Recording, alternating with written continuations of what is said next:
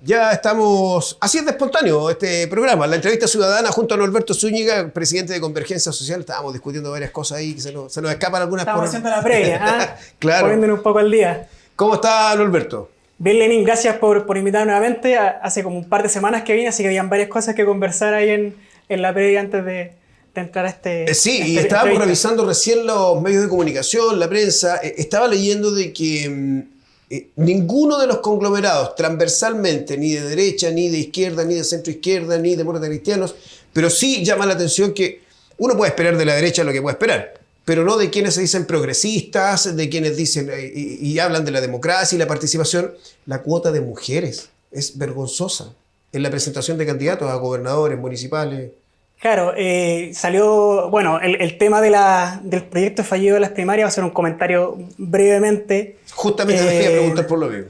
Bueno, entonces si quieres te contesto el otro y después me... Ningún problema. Vamos, ¿qué pasa con las primarias? Que los que más hablan de democracia y participación, parece que llegó alguien ahí y dijo, no, yo quiero ir custodiado, claro, arreglado. Es que ahí hay muchos elementos y parte porque al parecer en realidad no había una voluntad real de primaria, sino que era básicamente en torno a este como discurso de queremos hacerlo todo más transparente. Pero es mentira eso. Pero es mentira, porque te diste cuenta que al final no hay intereses reales en generar una primaria, sino que más bien hay intereses de ir poniendo ciertas candidaturas. ¿De cuidar a los mismos de siempre? De cuidar a los mismos de siempre. Y ahí, por ejemplo, hay varios elementos en donde, si bien ahí hay que dar a entender que el Frente Amplio comete un error no sé si un error en lo que estaba planteando, porque el Frente Amplio dice de que si no hay criterios mínimos que tienen que ser programáticos, que tienen que ser de personas que se van a ir, no se puede ir a una primaria. Y te lo ejemplifico.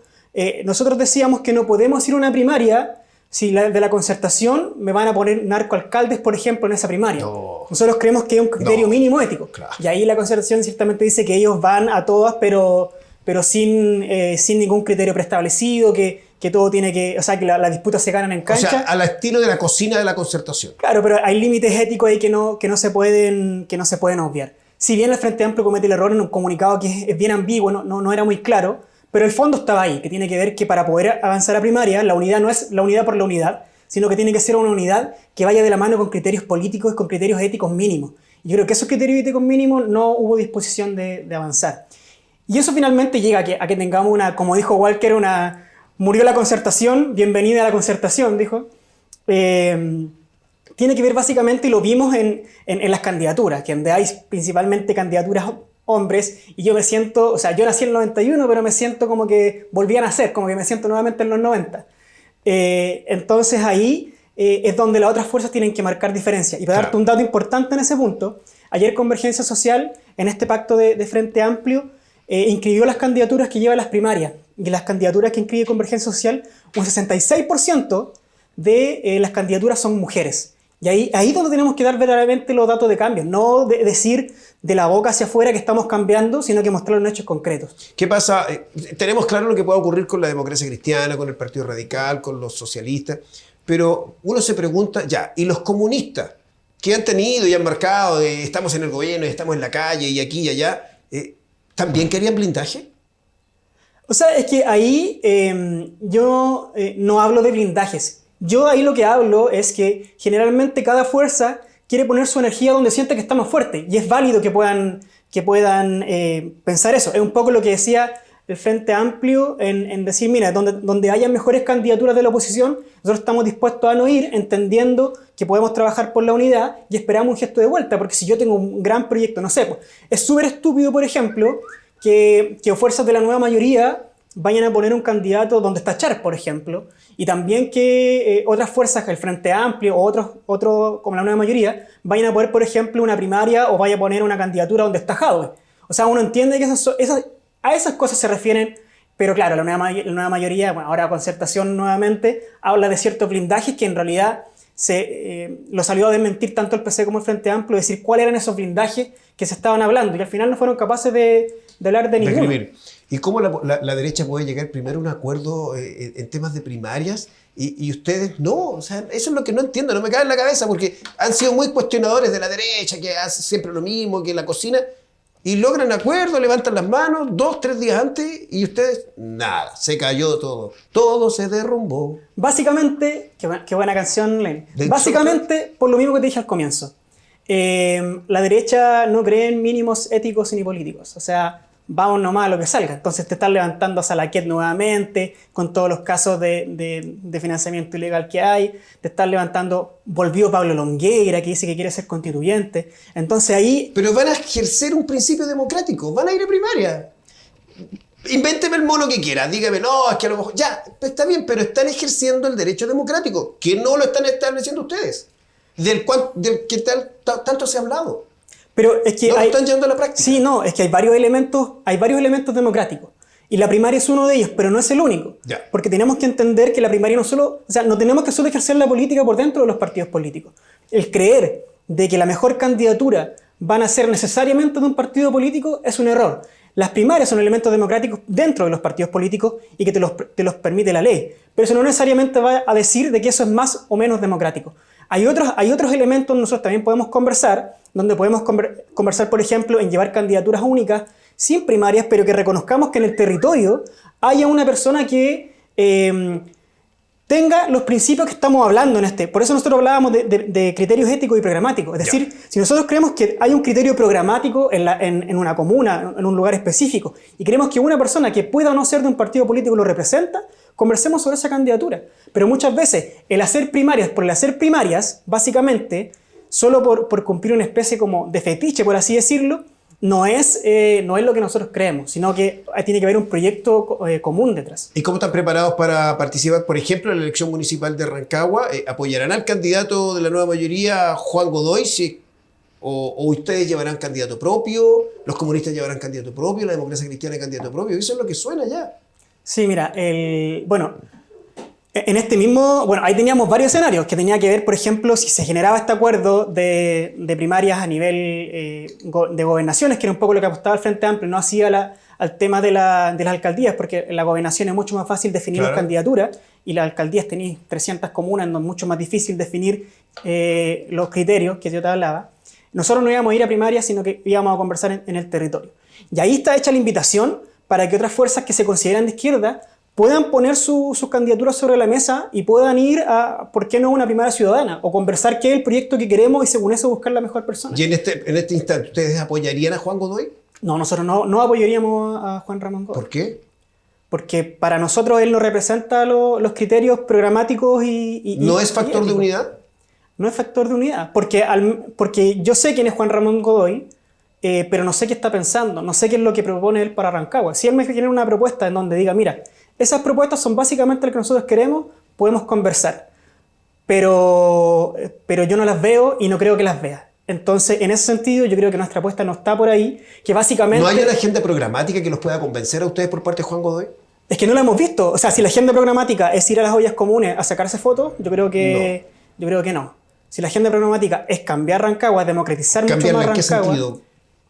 O sea... ¿Qué pedirían ustedes? Por ejemplo, ¿qué le pedirían a Juan Godoy? A ver, Juan Godoy, estos son nuestros 5 puntos. Es que yo no le pediría a Juan Ramón Godoy. Es que yo no creo que haya que pedirle a Juan Ramón Godoy, porque yo no creo que él sea la candidatura que nosotros necesitamos. Entendiendo un poco lo que yo te decía también, de que básicamente lo único que estamos viendo son personas de partidos políticos. Cuando hay personajes de gremios, hay personajes que tienen años de historia. ¿Es más de lo mismo? Básicamente es más de lo mismo.